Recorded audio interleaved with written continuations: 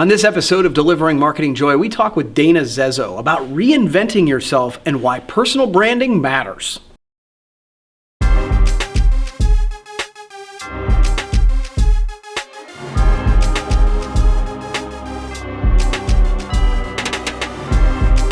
Hey there, and welcome to another edition of Delivering Marketing Joy. I am your host, Kirby Hasseman, and I'm very excited. Welcome back again to the show. He's a repeat offender here on Delivering Marketing Joy. It's Dana Zezzo. Dana is the VP of Sales for Imagine Brands, which is brand new, and we're going to talk about that. So, Dana, thanks so much for joining me. I'm glad to be here. Kirby, this is your show's so much fun. I think I've done it with Bill Petrie once before. I've done one solo before. I mean, this is good stuff. Absolutely. Timing couldn't be any better either. Yeah, well, and you know, it's funny. We've been doing this over 70 some episodes, so That's awesome. Yeah, it lasts, right? So let's talk about this new position. You've certainly recently made a big transition in your career, and I find sometimes change can be rejuvenating or energizing. Do you find that to be the case? And if so, why do you think that is? Yeah, absolutely. I mean, I have definitely re-energized, rejuvenated, all those words that you want to describe. And it comes from within and what your dreams are and where you're trying to go and where you feel your skill set is most utilized. The team I had and the people I worked with at Jetline previously, we had an amazing run. And corporate America took a course that I completely understand. I think the acquisition, Prime buying Jetline is a great business thing. I just think it personally wasn't good for me, and so I kind of made the decision instead of writing that out like probably most mature, smart, educated adults would do. I went rogue. Maverick, baby. I went Maverick on that thing and decided, that, and I know we're going to talk about this a little bit probably, but I felt my brand equity was in a much better position to make a change right now. Yeah, and I would think, it does. It feels like it's energized you a bit. Is that right? Well, there's no doubt about it. It is very rejuvenating. And the rejuvenating part is to know that your skill set is going to be completely put to use. And I'm not talking 50% of it, 75%, I'm talking 150% of my skill set is going to be tapped on this next role. And that, that's not for everybody. Not everyone wants to, basically go all in all the time. Right. And I am. I'm an all-in kind of guy all the time. And this is an all-in position for me. And what Imagine Brands is doing by creating a sales division. They just merged their sales forces this year. And I think there's a lot going on to drive that forward with the two brands. So you kind of touched on this, Dana, just in the transition, right? There's the opportunity for you to sort of recreate yourself, recreate your skill set, and go all in. What are some tips you can give other people who might be going through a transition like that, where they have to recreate themselves? Yeah, that is a great. This is a book in the making, right, Kirby? So it's going to be, the title of this thing someday is Corporate America Will Never Get Me. You have to, in your soul, know that the only person you're going to allow to control your destiny is you. Period. And there are things that's going to happen to you, mergers, acquisitions, sales, rebrands, position changes that can basically really affect your inner confidence. Sure. And you have to, and it's hard because you're in them. You're in them. All the people around you are in it and trapped in you, trapped in it with you. And so they're feeling the same thing. My advice is you have to look at it, analyze it. How do you fit? How do you want to fit? Be very, very vocal about where you want to fit and watch the reaction to that. When you see that, you need to make a personal decision what's best for you because you're the only one that can control that. So don't ever give that up. Don't ever give up what you believe in. Whatever your drives are, don't quit. And I didn't quit, and man, I'm on top of the world right now. Well, good for you, Dana. I'm glad that's going well. It occurred to me as I was coming up with questions for you that you've done an amazing job of personal branding, and I think that's more and more important today. So how has that job of personal branding helped your career? Oh man, I mean, it's pretty much carved out my path for basically the last two major positions. You know, my senior type role at Jetline really happened because of the brand I had created at Pro Towels. And even though, you know, I look at it from both an employer and an employee type of standpoint, it's like a kiss of death kind of, and I get that. But I think you have to help people help build their brand equity, because if you as an employer support their building of their brand equity, yes, it might cost you a little bit more in the long run, but I think the ROI is probably bigger.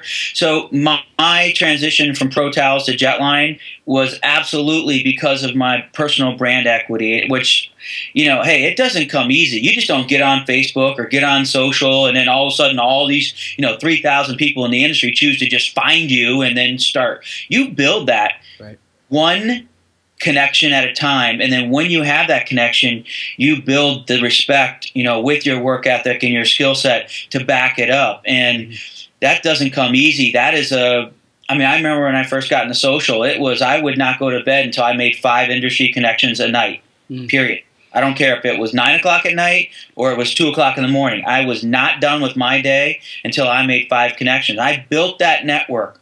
And then when I built that network, and then fed that network good stuff that obviously helped their businesses, was responsive, more accessible. My grandfather always said the key in sales was just be accessible. You know, that old cliche, you know, just be there, be available, being in the right place at the right time.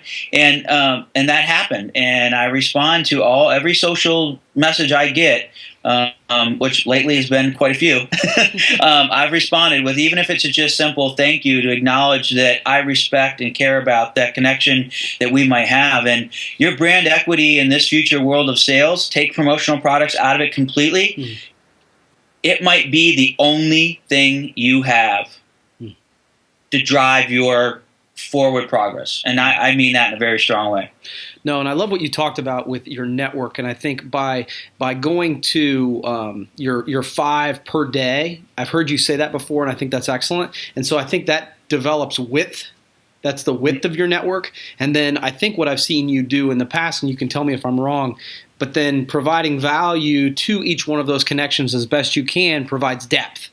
And if you have a network that has both width and depth, you have a really powerful network. Would you make sense? Network. Yeah. Oh, absolutely. Yeah. I mean, I feed the network. I feed the connections. I have notes all over about, I got a pretty good memory about people who have programs, and, you know, whether it be color related, product related, industry, you know, vertical industry related or whatever. And every time I see a product, I don't think twice about, taking a picture of it in the booth, because I like raw pictures more than catalog shots. Take a raw picture of it and then send it through message via whatever, or just tweet it at them, whatever. And I kind of always thinking about my network and how I can help them grow their business. And I might just respond. I'm even quick to give a tip. I jumped on when I took the position. I think one of the very first interactions I have with a poor guy here at Imagine Brands, which is Bob Hines, is where's your LinkedIn profile picture? So I'm sure he might not have a very positive response to that first interaction, but it really is in the best interest, because Bob's a pretty good looking guy, and he shouldn't hide that. He shouldn't hide behind that little weird emoji gray thing on LinkedIn. So I just want him to put his face out there so people, remember his name. Think, oh, that's him. I want to connect with him. And I believe that, I want to help everyone in my organization connect. And that was very obvious with both Pro Towels and Jetline. I helped both those organizations organizations build extremely strong networks, not only from the brand to the customer, but the individual brand ambassadors to the customers too. That's great advice. It's great advice. Well, hey, believe it or not, we've gotten through my questions for you. I always give everybody an opportunity to ask me one question, so I will turn it over to you. Okay, I got a good question. Well, first of all, I love the sweater. Thanks. There you go. I'd say you caught me in the hoodie. I do have a logo though, so see that. But this is Corporate Casual Friday here in the Zezzo home office. So Absolutely. No disrespect to the fans out there of Deliver Marketing Joy, but just goes to show you can be a VP and wear a hooded sweatshirt, right? Love it. I love it. Just real quick, not to get on a tangent. Did you see the blog the other day about Zuckerberg wears a gray T-shirt and a gray hoodie every day? Did you see this? And they took pictures of his closet, and there's just nothing but gray hoodies. And he says, when you have to think about what you're wearing, that you're wasting time because you could be thinking about business. Decision fatigue, it's called. Yeah, absolutely. I love that. I eat the same thing for breakfast every day. Oh yeah, you could be an accountant. They eat the same thing all the time, don't they? Yeah. I've never been mistaken for an accountant.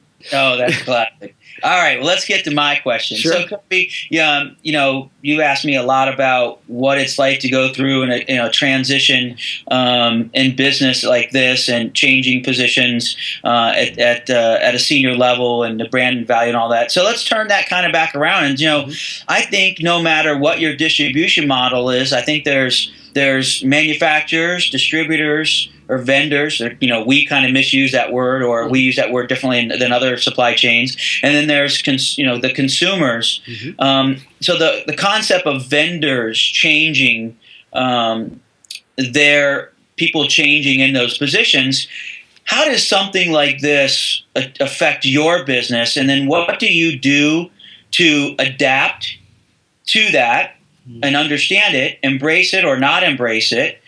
And then how does personal relationship play into how you approach executive changes like this on your vendor side?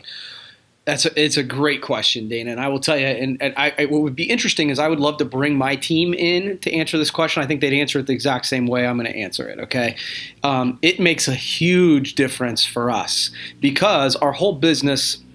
We build our business on relationships from us to our customers, and so we practice what we preach on the other end. We do business with people we like, know, and trust. So when there is major shifts, and I'll say from executive level all the way down, okay, so even if it's our local rep, that actually means a lot to us too because we develop those personal relationships because we deal with them on a regular basis. It can make a huge difference. We will. I think our philosophy is sort of, okay, we'll give you a shot. Right. But if things start to go sideways, we don't have any trust and relationship with you. And so if that kind of goes over here, we're going to start to look at where did that person go? We start to look to reshift that business to where we trust that it will be accomplished. So it makes a huge difference. I always say, and I think you'll appreciate this, Dana, I always say that from our side of the business, we're in the business of making promises for other people. That's my job. And so my job becomes to make promises for people who I trust will keep their promises. And once we have a personal relationship, I know that things go sideways from an order perspective or whatever, but now I want to do business with people who I know will make it right, or they'll do everything to make sure that it doesn't go wrong. So from our perspective, and I think this is the case, I would guess, I am perfectly comfortable giving new folks a shot, but our business tends to follow our relationships. Make sense? Yes, it does. It's amazing how important relationships are to the day-to-day business, and I think it's kind of a lesson to learn for modern marketing people that we're taught that the brand maybe outweigh or can overcome everything or anything, and I think it probably can. And there's some major retail brands that have shown test of time where they have, but boy, in your day-to-day business, how important the relationships are, and it's amazing. And I would want to teach that to anybody who chose the profession of sales for a living. How important that is. No, you're 100% right, Dan, and I appreciate you spending some time with me today, man. I appreciate it very much. Thanks for the opportunity. It was awesome. All right, cool. Well, that's going to wrap up another edition of Delivering Marketing Joy. We will see you next time. Hey, thanks for watching, but wait! Can you do me a favor? Please subscribe to my channel. If you haven't done it already, the way to do it's right over here. And hey, if you want to watch the last episode, check that out over here. Again, before you leave, subscribe!